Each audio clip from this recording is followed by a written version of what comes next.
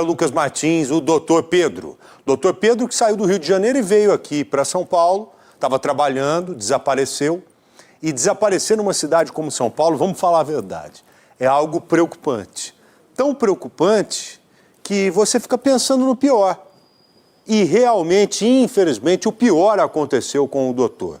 Lucas, aquela imagem que você deu ênfase para ela na sexta-feira aqui, do sujeito de boné branco, tirando alguma coisa do bolso e colocando no copo, ela conversa muito, mas muito com o que a gente já vinha discutindo aqui no Brasil, gente, né? A polícia, quando viu essa imagem, esse take aqui, deve ter imaginado, ele foi realmente dopado. Acho que não resta dúvida quanto a isso, né, Lucas?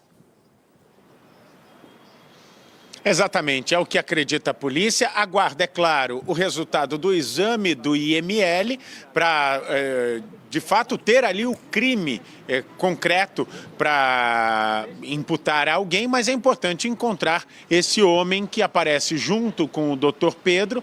Ele, num primeiro momento, tratado como uma testemunha, agora alguém a ser investigado, principalmente porque a polícia foi até a casa dele, conseguiu identificar, foi até a casa dele e ele não estava lá, aparentemente fugiu para não ser encontrado pela polícia. E a polícia tenta localizar também duas mulheres, Joel. Uma que aparece tentando fazer um saque da conta do doutor Pedro com o cartão dele na região da Avenida Paulista, no mesmo momento que ele estava passando mal na Vila Madalena, quer entender o que o cartão dele estava fazendo com essa mulher. E uma outra mulher, Joel, que pode ser uma motorista de aplicativo. E aí uma história que vai alternando com duas possibilidades. Uma mulher aparece puxando ele, não, cuidado com meu carro, tira meu carro, coloca ele ali, e essa mulher liga para o SAMU para pedir socorro. São 3 ligações para o SAMU, uma delas feita por uma mulher. Então a polícia acredita que seja justamente essa. Num primeiro momento surge, olha, ele estava dentro do carro do aplicativo, começa a passar mal, ameaça vomitar e essa mulher tira o doutor Pedro do carro. Surge algumas testemunhas que estavam ali, foi tudo muito dinâmico naquele momento, que na realidade não teria sido isso. Ele passa mal e ele cai no carro dela. Aí ela vai, puxa ele, começa a pedir ajuda. O cara tá caindo aqui no meu carro, o cara tá caindo no meu carro. Puxa ali para a calçada e aí sim liga para o SAMU. A polícia quer entender exatamente o que aconteceu e para isso, essa mulher sim é considerada uma testemunha extremamente importante para prestar esclarecimentos para a polícia, Joel. Se não tem nada demais em cada um desses pontos aí, o cidadão tem que aparecer e falar, foi isso, isso e isso. Agora, o cara de boné que desapareceu, ao invés de aparecer, ele passa a ser muito mais suspeito, né? Vamos ver a matéria aqui, na reportagem, como que a polícia deve seguir evoluindo nesse caso. Matéria da Júlia, roda aí, por favor. Essas são as imagens externas da tabacaria. Pouco antes das 3 da manhã, o homem de boné branco aparece caminhando alguns passos à frente de Pedro Eli Cordeiro dos Santos, de 43 anos. Ele leva uma garrafa de cerveja e 2 copos plásticos que o advogado tinha acabado de comprar na loja, que fica na Vila Madalena, na zona oeste de São Paulo. Veja que enquanto Pedro guarda o cartão, o suspeito pega algo no bolso da calça e leva até a bebida ou ao copo. Segundos depois, o carioca vai atrás do homem, pega a garrafa e bebe. Os dois continuam andando e somem do campo de visão da câmera. Menos de 1 hora depois, testemunhas viram Pedro passando mal a poucos metros de onde estava com o homem. Estas imagens são exclusivas e mostram Pedro curvado, aparentemente paralisado, sob efeito de alguma substância. O SAMU foi acionado e, ao chegarem no local, os socorristas tentaram reanimar Pedro por cerca de 40 minutos, mas ele não sobreviveu. Testemunhas e imagens de câmeras de segurança registraram que o homem de boné branco acompanhou os momentos em que Pedro recebia atendimento do SAMU. A principal linha de investigação é de que o suspeito tenha colocado alguma substância na bebida de Pedro com o objetivo de dopá-lo e conseguir roubar objetos de valor como o celular e o cartão de crédito. Mas apenas os resultados dos laudos periciais vão poder comprovar o que realmente aconteceu. O Brasil Gente conversou com uma especialista em medicina legal. Segundo a médica Carolina Daites, as substâncias mais utilizadas por criminosos no golpe do Boa Noite Cinderela costumam causar sintomas como os que Pedro apresentou e, a depender da quantidade e combinação, podem levar à morte. São medicações que atuam principalmente no sistema nervoso central e que têm uma capacidade sedativa ou hipnótica, que a gente chama na medicina. Quando o uso dessas substâncias é feito de forma criminosa, quem está utilizando não tem noção real da dose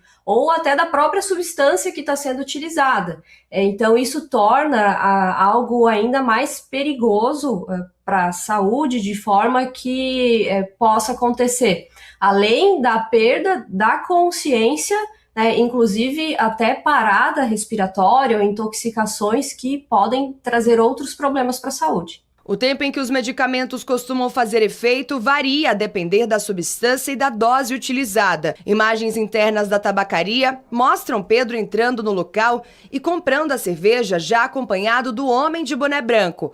Segundo o dono do estabelecimento, o advogado parecia já estar sob efeito de álcool. Ele entrou como um cliente normal, comprou uma cerveja, saiu, falou comigo, pagou a cerveja que ele comprou e saiu. Para mim foi tudo bem, foi tudo certo. Logo depois, uns 40 minutos, uma hora, olhei para lá, o SAMU já estava ali, fazendo a massagem cardíaca nele e, infelizmente, ele não conseguiu voltar. Olhando as imagens, né, eu vi, o cartão dele não estava passando. E aí, ele pediu uma cerveja e 2 copos descartáveis. Foi a hora que eu fui lá, peguei os copos descartáveis e voltei. E ele não estava conseguindo colocar, o que estava na filmagem, você pode perceber, encaixar o cartão na maquininha.